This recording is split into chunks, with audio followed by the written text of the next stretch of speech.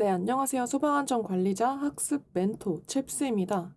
작년 11월 첫 개정을 시작으로 올 3월까지도 강습 교재가 또 개정, 또 개정이 반복되면서 이제야 좀 자리를 잡나 싶었는데 7월부터는 1급 기준 강습 수료일과 비용이 2배 이상으로 늘면서 엄청난 대규모 개편이 예고되어 있죠.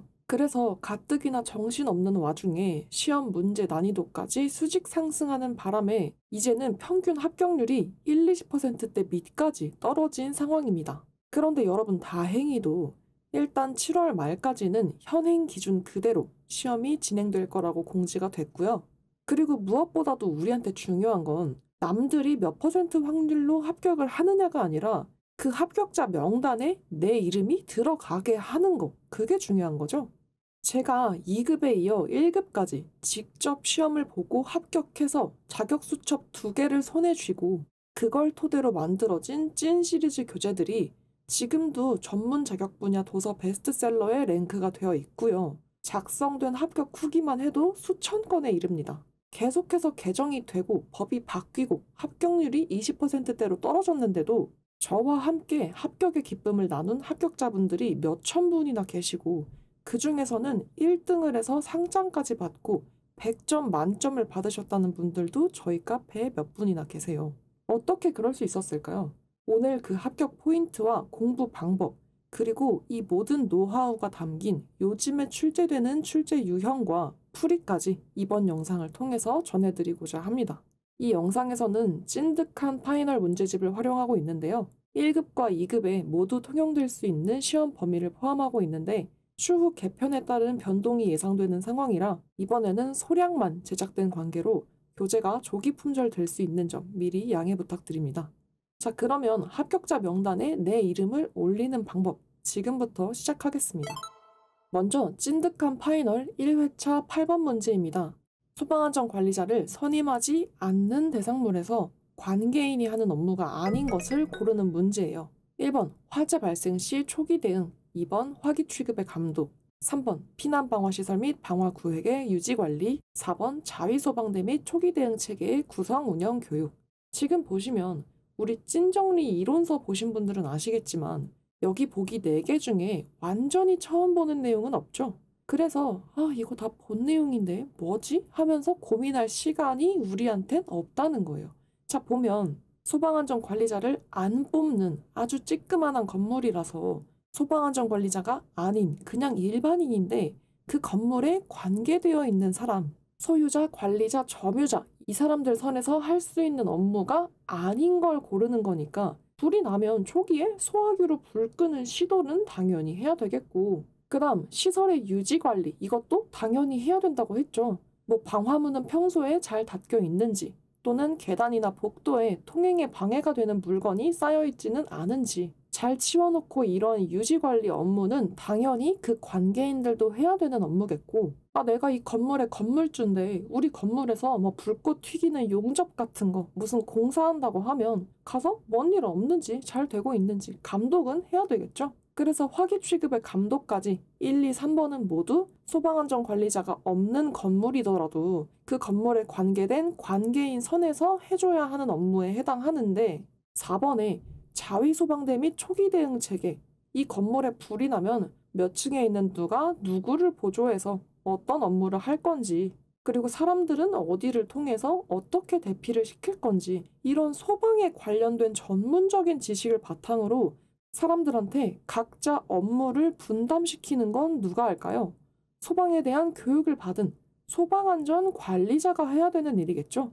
그래서 자위소방대 및 초기 대응 체계를 구성하고 운영 교육하는 거나, 또는 여기에 적혀 있진 않지만 소방 계획서를 막 전문적으로 척척 써내는 거, 이런 거는 전부 소방안전 관리자가 해야 되는 업무라서 관계인 선에서 할 수 있는 업무에는 해당하지 않는다는 거, 이렇게 정리해 주실 수 있겠는데요. 이런 식으로 우리 구독자분들께 전해드리고 싶은 첫 번째 공부 포인트, 바로 단순 암기를 뛰어넘자입니다. 이거 우리 찐정리 강의 보신 분들은 방금 봤던 그 문제, 제가 본 강의에서도 엄청 자세히 하나씩 뜯어봤던 거 기억하시죠? 근데 이게 강습 교재 상에서는 소방안전관리 대상물 제외 특정 소방 대상물의 관계인의 업무 해가지고 쭈루룩 나와 있고, 그 밑에 소방안전관리 대상물에서 소방안전관리자의 업무 또 쭈루룩 이렇게 써 있기 때문에 관계인 업무는 5개, 소방안전관리자 업무는 9개, 뭐뭐뭐가 있구나. 그냥 이렇게 단순히 암기하시는 것만으로는 문제가 비틀어서 나왔을 때 뭐가 틀린지 골라내는 게 어려울 수 있단 말이죠. 이러한 사례로 예시 문제 하나만 더 볼게요. 2회차 14번 문제입니다. 가연성 물질의 구비 조건으로 옳은 것을 모두 고르는 문제인데요. 이 가연성 물질의 구비 조건 쉽게 외우려고 이거 활성화 에너지랑 열 전도도만 작고 나머지는 다 커야 돼. 그냥 이렇게 단순히 외우시는 경우가 있어요. 자, 근데 문제 한번 볼게요. 활성화 에너지 값은 작아야 한댔어요. 왜? 불을 붙이기 위해서 200대를 때려야 되는 애보다 10대만 때려도 불이 붙는 애가 훨씬 불 붙이기 쉬우니까 들여야 하는 힘, 활성화 에너지는 작을수록 불이 잘 붙는다고 했죠? 그래서 가는 틀린 답이 되겠네요.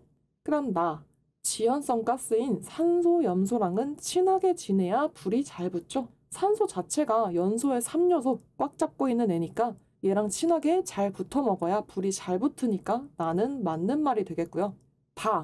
연쇄 반응은 연소의 4요소였죠? 계속 불이 붙어서 그 상태를 유지할 수 있도록 라디칼이 막 주변 애들 공격해가지고 세력을 불려나가는 거, 그게 연쇄 반응이니까 이 연쇄 반응이 활발하게 잘 일어나는 물질일수록 불이 잘 붙겠죠. 그래서 반대로 말한 다는 틀린 설명이 되겠고, 비표 면적은 어때요? 나무를 통나무 상태로 텅 놓는 것보다 걔를 아주 짧게 톱밥 형태로 막 갈아가지고 흩뿌려 놓으면 산소랑 닿을 수 있는 그 면적, 비표 면적도 훨씬 커지고, 그러면 불이 훨씬 더 쉽게 잘 붙게 되겠죠? 그래서 비표 면적은 커야 되겠고요.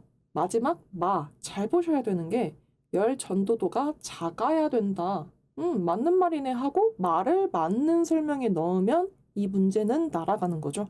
왜냐면 열 전도도가 작아야 되는 건 맞아요. 근데 열 전도도가 작으면 열이 이동하는 게 아니라 그대로 안에 고여서 축적하기에 좋은 거예요. 열이 막 자꾸 옆으로 이동하려고 하면 그 열을 갖고 있지 못하고 쉽게 식어버리겠죠.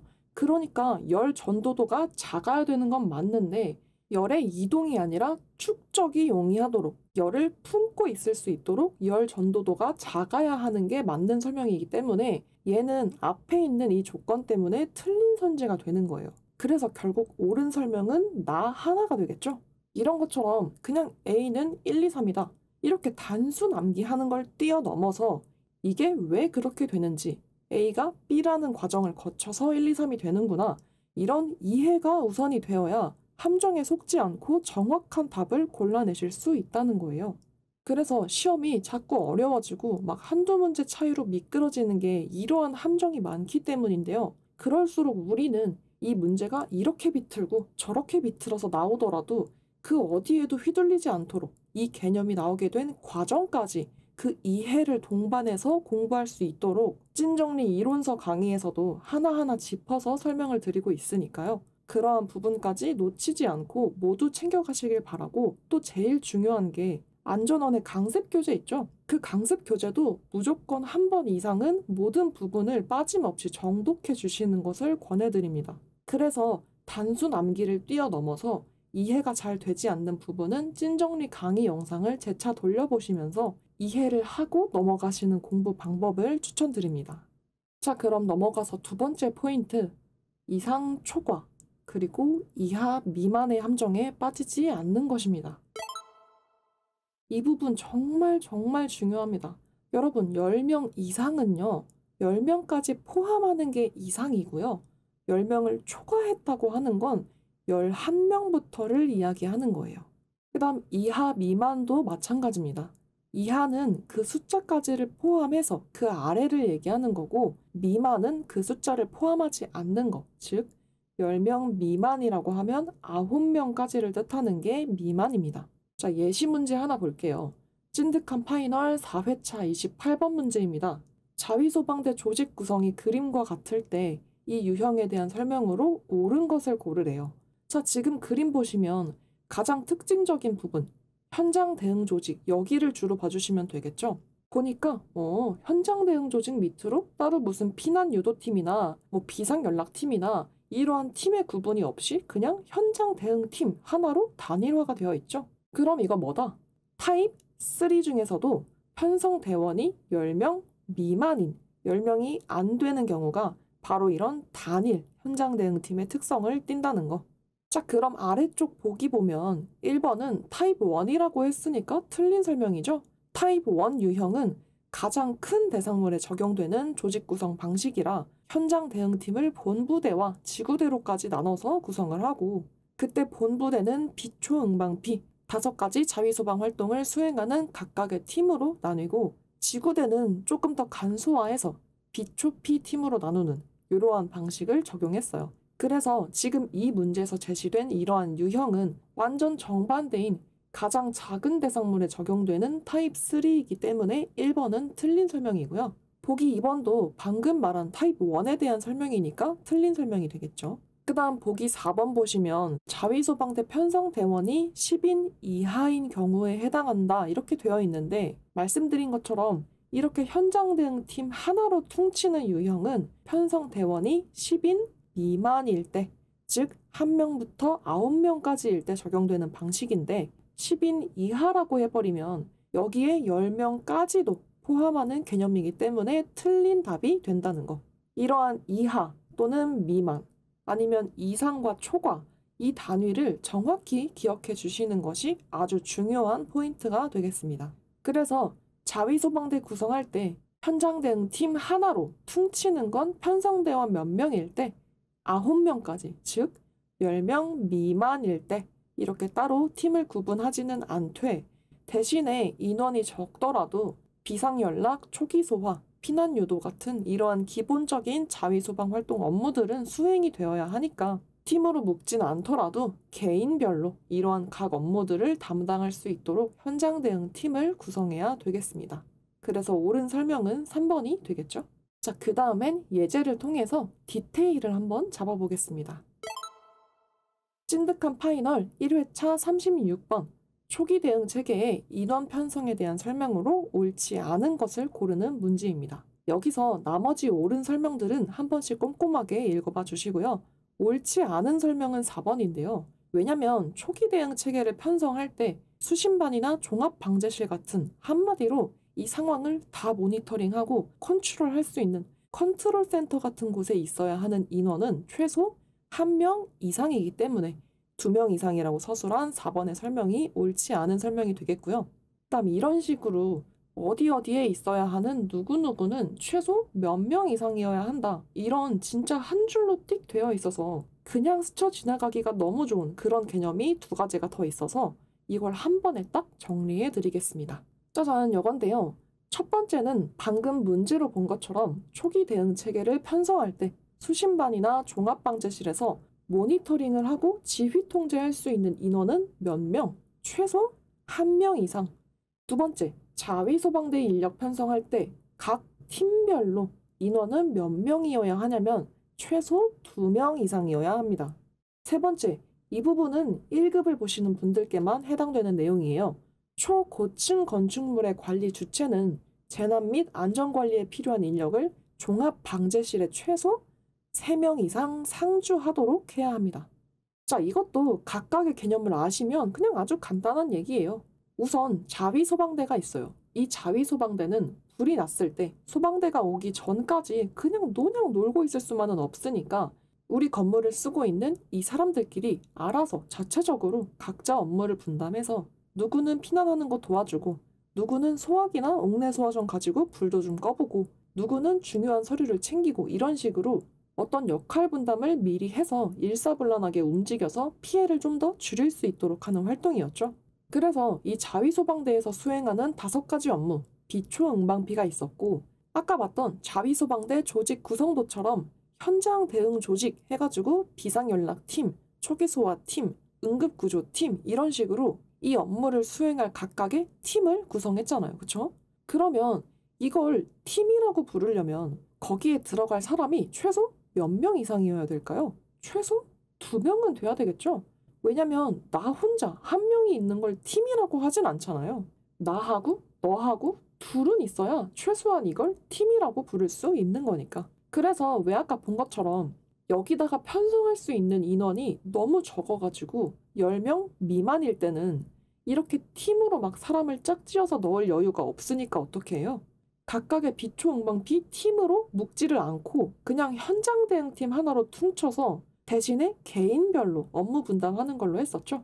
이렇게 편성대원이 10명도 안 되는 이러한 케이스를 제외하고서는 기본적으로 자위소방대는 비초응방피 5가지 활동을 각각 담당할 수 있는 팀으로 구성을 하기 때문에 여기에는 최소한 2명 이상씩 묶어서 팀을 짜고 그럼 그 팀을 이끌 수 있는 팀장이 또 있어줘야 되겠죠. 그래서 자위소방대 인력 편성할 때 각 팀에는 최소 2명 이상이 들어가고 그때 누군가는 팀장을 해야 된다. 이렇게 정리해 볼 수 있겠습니다. 자, 그럼 나머지는 간단해요. 초기 대응 체계라는 건 이러한 자위소방대 안에서도 진짜 무슨 상황이 났을 때 초기에 아주 막 즉각적으로 튀어나가서 바로 대응을 할 수 있는 일종의 정예부대 같은 개념이라고 했었죠. 그러면 여러분, 항상 우리가 액션 영화 같은 거 보면 우리 이번에 진짜 큰 건 하나만 같이 하자 이러고 정예부대 꾸려가지고 막 손이 빠른 애랑 무기 잘 다루는 애랑 그냥 힘이 겁나 센 애랑 미인계 쓰는 애랑 막 이렇게 정예부대 꾸린 다음에 제일 머리 좋은 애, 막 해킹 잘하고 이런 애는 어디다가 두죠? 컨트롤 센터 같은 데서 막 컴퓨터 여러 대 두고서 이번 코너에서 오른쪽으로 가야 돼. 뒷문으로 경찰 2명 들어온다. 이런 식으로 상황도 모니터링 해주고 막 알려주고 통제하고 그런 상황 있죠? 딱 그런 장면을 생각해 주시면 돼요. 그래서 초기 대응 체계, 이러한 초기에 즉각적으로 대응할 수 있는 정예 부대 중에서 수신반이나 종합방재실처럼 전체적으로 상황을 모니터링하고 지휘 통제를 할 수 있는 인원은 최소 몇 명 이상 둔다. 최소 1명 이상 둔다. 근데 이게 꼭 1명만 두는 건 아니죠. 건물이 커지면 커질수록 막 진짜 상황 통제실처럼 컴퓨터가 수십 대가 있고 이런 곳이면 이렇게 모니터링 할 수 있는 사람도 더 많아져야 되겠지만 일단은 이렇게 모니터링을 하고 지휘 통제할 수 있는 사람은 최소 1명 이상을 두어야 된다는 거. 자, 그리고 1급 분들은 방금 말한 것처럼 건물이 그냥 뎁다시 커요. 초고층 건물이에요. 그러면 아예 거기 종합방재실에 상주하면서 지켜보고 있어야 하는 인원은 몇 명이라고요? 3명 이상이 상주해야 한다는 거. 자, 이렇게 어디에 누가 몇 명이 있어야 하는지 빼꼼 디테일까지 잡아봤습니다. 이것도 여기저기 버무려가지고 문제로 제법 잘 나오는 부분이니까 꼭 챙겨주시면 좋을 것 같고요. 자, 그 다음 포인트는 2개를 놓고 비교하는 문제 정확히 골라내기. 이러한 패턴도 잘 보이고 있는데요. 주로 이런 식이죠. 맨 처음에 봤던 것처럼 소방안전 관리자가 해야 하는 업무랑 관계인 선에서 해야 하는 업무 이렇게 2가지를 비교하기도 하고 화기 출급 감독 중에서 LPG와 LNG 이렇게 비교하는 건 거의 뭐 스탯이죠. 그리고 요즘 트렌드는 이거. 소방관계 법령에서 미리 신고 안 해가지고 소방차가 출동하면 20만 원 이하의 과태료를 물리는 장소랑 화재 예방 강화지구 이 2가지를 섞어서 헷갈리게 만드는 거예요. 아니면 방염 처리 물품에서 선 처리 물품이랑 현장 처리 물품 이렇게 2가지를 섞어내는 식으로 헷갈리기 쉬운 2가지 개념을 비교해서 정확하게 알아야지만 풀 수 있는 문제들이 잘 나오고 있는데요. 하나 같이 살펴보면 찐득한 파이널 3회차 8번 문제입니다. 방염 처리 물품 성능 검사 시험 중에서 선 처리 물품에 대한 설명이 아닌 걸 고르래요. 나머지 옳은 설명은 한 번씩 확인해 주시고 옳지 않은 건 1번인데요. 선 처리 물품은 방염 성능 검사가 완료되면 합격 표시를 부착하죠. 확인 표시를 부착하는 건 현장 처리 물품에 해당하는 설명이라서 틀린 설명은 1번이 되겠습니다. 이렇게 비교하는 문제 예제들은 모두 찐득한 파이널에도 포함되어 있으니까 충분히 연습해 보실 수 있고요. 또 해설에서는 이렇게 딱 비교해서 보기 좋게 정리해둔 자료들도 같이 넣어놨으니까 활용해 주시면 되겠고요. 또 제가 노래로도 재미삼아 그냥 편하게 들으면서 외우실 수 있도록 만들어 놓은 게 있는데 너무나 감사하게도 이거 진짜 시험에 나왔다고 좋아해 주신 분들이 많이 계시더라고요. 그래서 이 노래도 궁금하신 분들은 제 채널에서 확인해 주시면 감사드리겠습니다. 자, 그럼 마지막으로 요즘 특히 2급에서 정말 많이 보이고 있는 소방 계획서 또는 점검표를 보여주고서 한 번에 여러 문제를 쭈르륵 풀어야 하는 복합 개념 문제를 하나 같이 보고 마무리해 보도록 하겠습니다. 5회차 47번 문제입니다. 제1빌딩의 현황을 보여주고 여기서 불이 나면 음향장치 경보 방식이 어떤 게 적용되는지 묻고 있어요. 그래서 제시된 자료를 보니까 지하층이 있긴 한데 결국 층수, 즉 지상층의 층수가 10층이네요. 자, 그러면 우리 음향장치 경보 방식 가져와서 생각해 봐야 되겠죠? 올해 개정이 되면서 층수가 11층 이상이거나 또는 공동주택인 경우에는 16층 이상이면 불이 난 그 층이 어디냐에 따라서 특정 층의 경종을 먼저 울리는 우선 경보 방식이 적용되는 걸로 바뀌었어요. 근데 우리는 여기에 속으면 안 되는 게 지금 이 제1빌딩은 층수가 10층이죠. 그러니까 이렇게 우선 경보 방식이 적용되는 11층 이상의 조건에 해당하지 않기 때문에 이런 경우는 그냥 모든 층에 일제히 경종이 울린다는 거 함정에 빠지지 않도록 체크해 주셔야 되겠죠. 이 음향장치 경보 방식은 찐정리 개념 강의에서도 확인하실 수 있고 또 네이버 카페에도 잘 정리가 되어 있으니까 추가적인 보충 설명이 필요하신 분들은 자료 확인해 주시면 되겠고요. 소방계획서 풀이 예제 하나 더 보면 4회차 6번 문제예요. 이렇게 조건을 주고 이 아파트가 몇 급 대상물인지 찾는 거예요. 여기 함정이 많죠? 연면적 10만 이상이니까 특급이겠네 하면 B 틀리고 층수가 29층인 아파트니까 2급이겠네 이러면 B 안 되겠죠? 연면적 10만 기준이 적용되는 건 아파트를 제외한 특정 소방 대상물에 적용되는 기준이니까 아파트로 제시된 이번 문제에서는 해당 사항이 없고요. 또 층수가 30층은 안 되지만 높이가 120m 이상인 아파트에 해당하기 때문에 여기는 1급 대상물이 되겠습니다. 그래서 이렇게 오히려 주어지는 조건이 너무 많아서 오히려 다른 함정에 빠지지 않도록 이러한 개념을 정확히 짚어주시는 것이 중요하겠고요. 진짜 마지막으로 하나만 더 빠르게 볼게요. 4회차 50번 문제. 주어진 대상물은 백화점이고요. 이 백화점에 대한 틀린 설명을 고르는 문제예요. 지금 보기들 보시면 업무 대행이 가능하냐? 2번은 이 사람을 소방안전관리자로 선임할 수 있냐? 3번은 소방안전관리 보조자는 몇 명을 선임해야 하느냐? 4번에서는 자체 점검에 대한 걸 묻고 있어요. 이렇게 원래는 다 제각각 떨어져 있던 개념들이 이 문제 하나에 싹 모여가지고 복합적으로 생각도 해봐야 되고 또 제시된 표랑 막 번갈아 보면서 풀어야 하는 이러한 문제들이 잘 나오고 있는데요. 이 문제로 연습해보면 이 백화점은 아파트가 아닌 형태의 특정 소방 대상물이니까 연면적이 10만 이상이면 오, 얘는 특급 소방 대상물이겠구나 알 수 있겠죠? 그러면 1번에 업무 대행 할 수 없는 대상물 맞는 얘기고요. 2번 소방공무원 근무 경력이 20년 이상인 사람으로 특급 소방안전관리자 자격증까지 발급받아서 갖추고 있는 사람을 특급 소방안전관리자로 선임할 수 있겠습니다. 옳은 선지예요. 그 다음 4번 먼저 보시면 자체 점검 중에서 작동 점검을 제외하는 대상물로 대신 반기에 1회 이상 종합 점검을 실시한대요. 이것도 맞는 얘기죠. 특급 대상물이랑 위험물 제조소 등 그리고 소방안전관리자를 선임하지 않는 대상은 작동점검 제외 대상이고 대신에 더 큰 점검인 종합점검을 조금 더 자주 반기에 1회 이상 하는 것으로 하기 때문에 4번도 옳은 설명이 되겠습니다. 자, 그럼 틀린 설명은 3번이 될 텐데 왜 틀린지 보면 소방안전관리 보조자를 몇 명 선임하는지 계산할 때 이렇게 아파트가 아닌 형태의 특정 소방 대상물은 연면적이 15,000 이상일 때 이렇게 해당 대상물의 연면적을 기준인 15,000으로 나눠보면 되죠. 그래서 10만 6천 나누기 15,000을 해보면 7.06이라는 계산이 나오는데 우리 이렇게 계산해가지고 소수점 남는 것 처리하는 것들 중에 거의 유일하게 이 보조자 명수를 구할 때 남는 소수점은 그냥 버리면 된다. 절하합니다. 그래서 최소 7명 이상을 선임하는 것으로 계산하기 때문에 5명 이상이라고 말한 3번이 틀린 설명이 되겠습니다. 더 자세한 설명은 해설지에 실려 있으니까 같이 확인해 주시면 좋을 것 같고요.